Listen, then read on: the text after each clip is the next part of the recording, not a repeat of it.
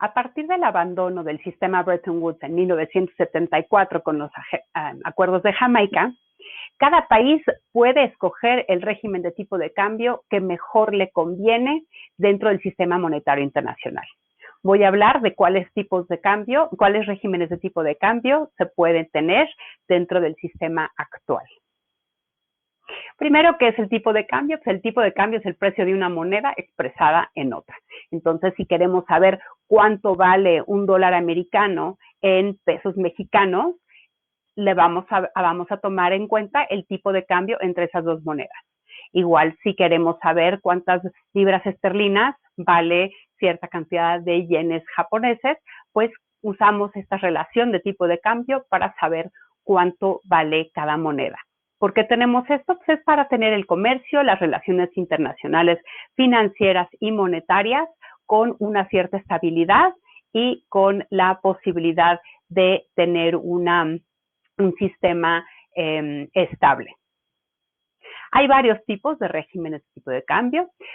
Los tres son el patrón fijo o vinculado, el híbrido o controlado y el flexible o flotante. El patrón fijo o vinculado es lo que se vio durante el sistema patrón oro, que tenías que tener una cierta cantidad de oro para respaldar la divisa nacional. Igual cuando tenían el sistema bimetálico necesitabas una cierta cantidad de plata o de oro para poder respaldar la cantidad de moneda que extendías.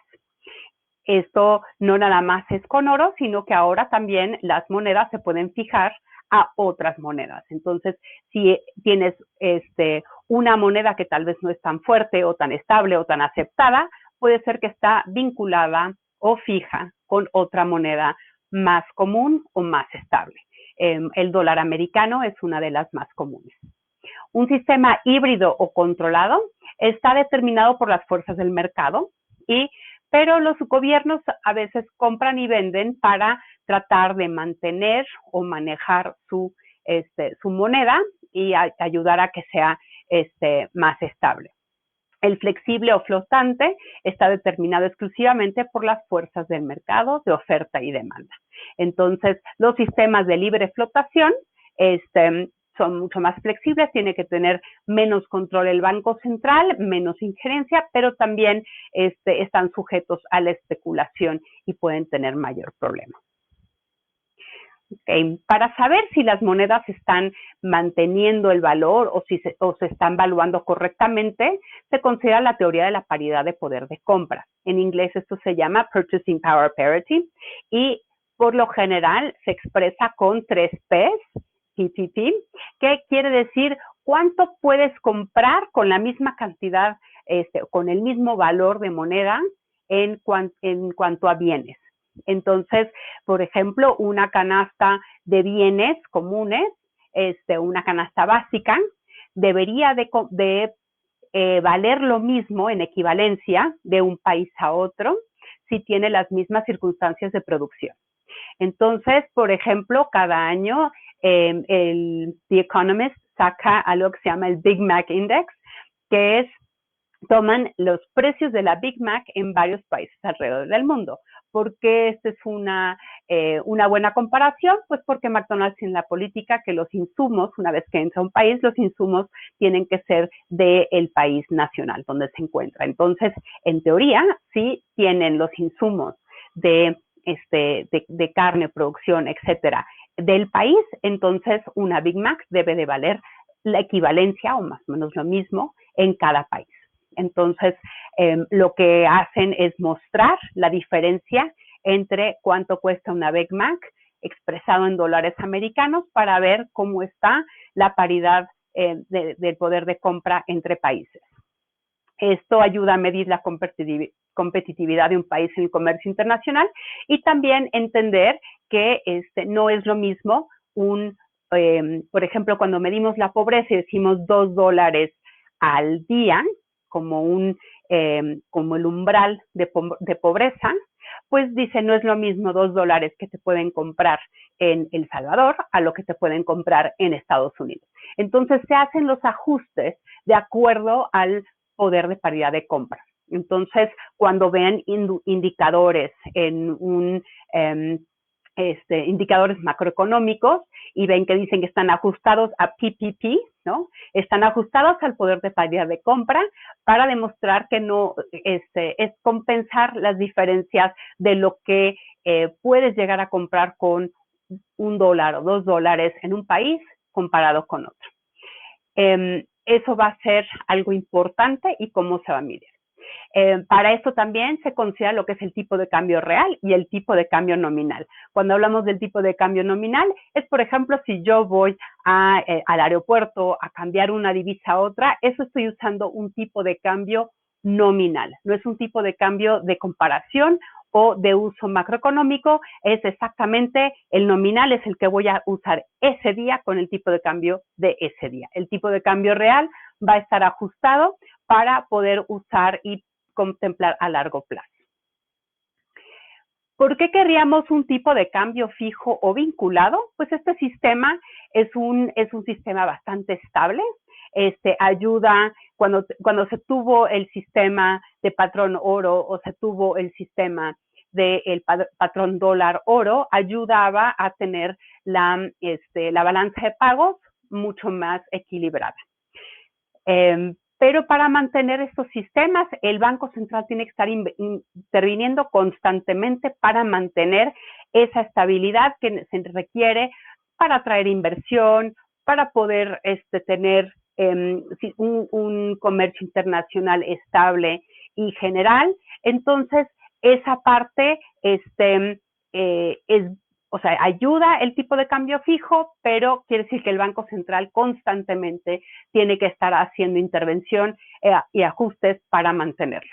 Por ejemplo, si el país está teniendo persistentemente un déficit en la balanza de pagos, eso normalmente es porque está importando más de lo que está exportando, entonces el Banco Central tiene que estar constantemente sacando sus reservas para poder intervenir.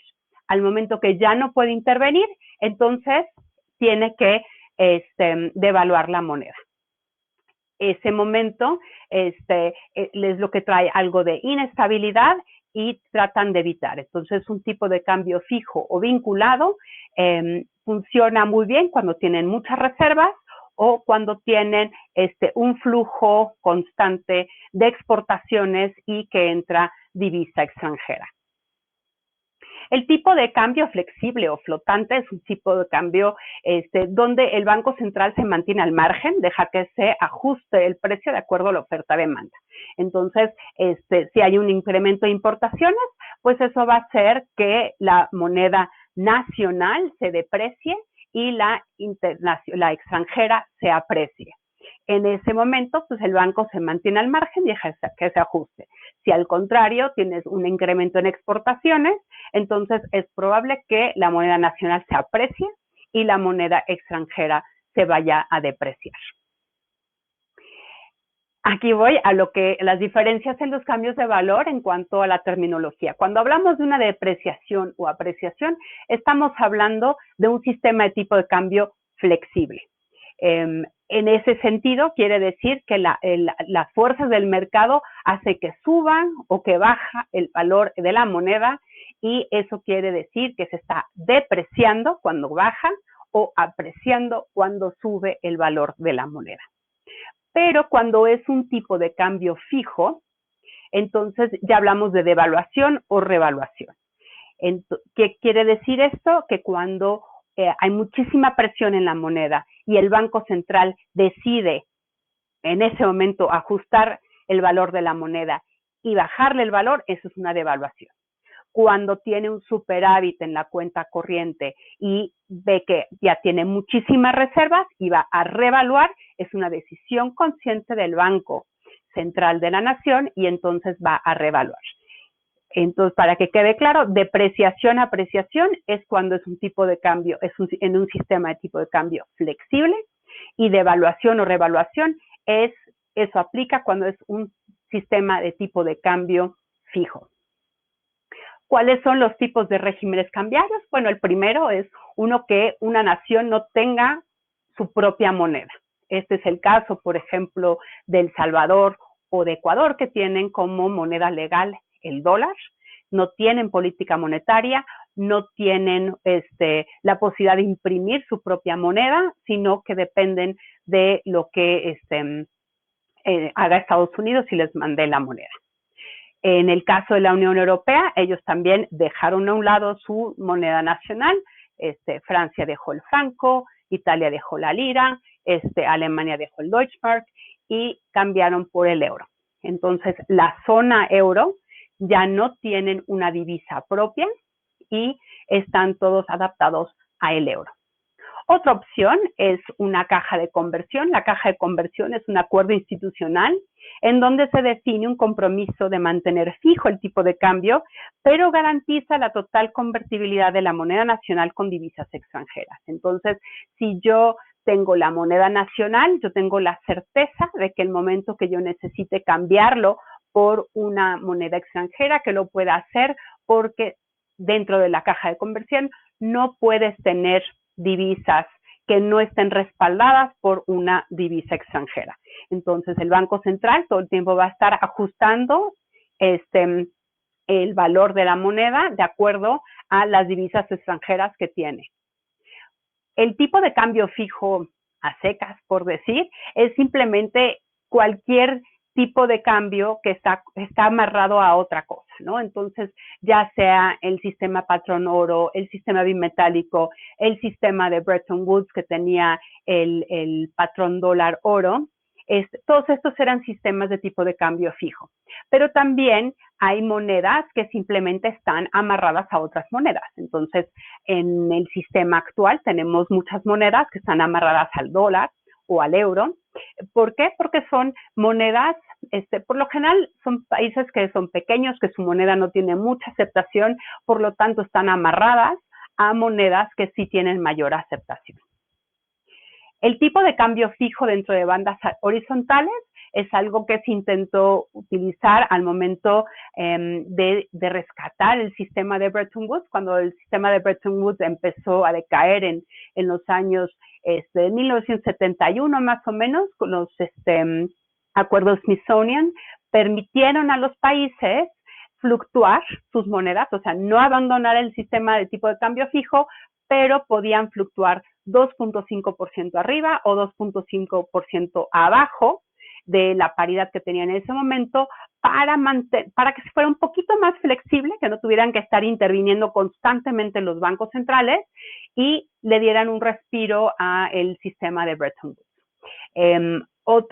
Otros que tienen o tuvieron más bien el sistema de tipo de cambio fijo dentro de bandas horizontales fue el sistema monetario europeo antes del euro, antes de que llegara el euro, para que los países europeos, una vez que abrieron su intercambio comercial y quitaron todas las barreras arancelarias, entonces pues existía el riesgo de que tuviera mayor o sea, que países devaluaran su moneda para tener mayor competitividad, que sus productos fueran mucho más atractivos hacia el exterior y que las importaciones fueran más caras. Entonces, hicieron un sistema bastante complicado de bandas para mantener las monedas europeas todas fluctuando dentro de un tipo, dentro de bandas horizontales que no pudieran o apreciarse o devaluarse,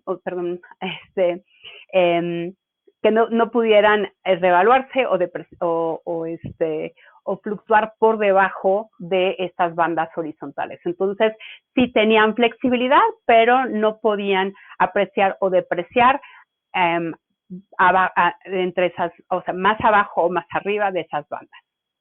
Lo siguiente fue una paridad de arrastre, que en inglés se llama the crawling peg, que esto era cuando países sabían que su moneda se iba a ir devaluando.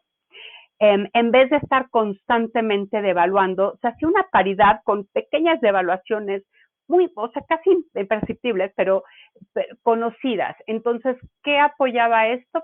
La paridad de arrastre ayuda a que los exportadores, los importadores entiendan más o menos hasta dónde va a caer la moneda en un determinado tiempo y puedan tomar sus precauciones o puedan tomar algunas acciones al momento de que están viendo con la paridad de arrastre. Entonces, el gobierno publica, explica cómo va a ser la paridad y se van haciendo estas pequeñas devaluaciones chiquitas todo el tiempo.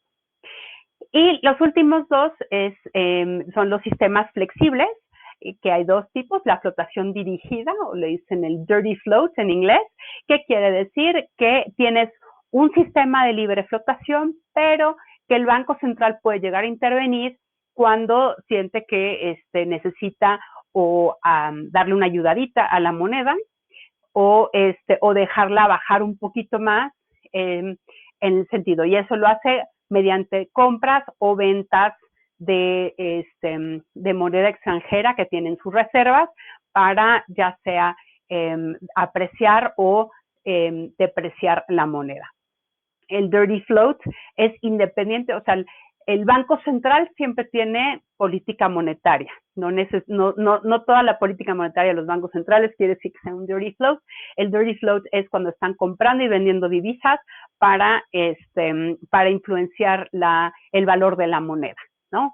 Y la flotación independiente es que el Banco Central se queda fuera de este papel de compra y venta de moneda extranjera y en vez se permite nada más estar trabajando con las tasas de interés, subiendo o bajando las tasas de interés como parte de la política monetaria y tratar de mantener la inflación bajo control en el país. Entonces, estos son los tipos de regímenes cambiarios que existen, o más bien diría, coexisten en el sistema monetario internacional, que es el que tenemos ahora, y esto es a partir de 1974, cuando se abandona el sistema Bretton Woods, que tenemos varios tipos de cambio que están coexistiendo en el sistema monetario internacional.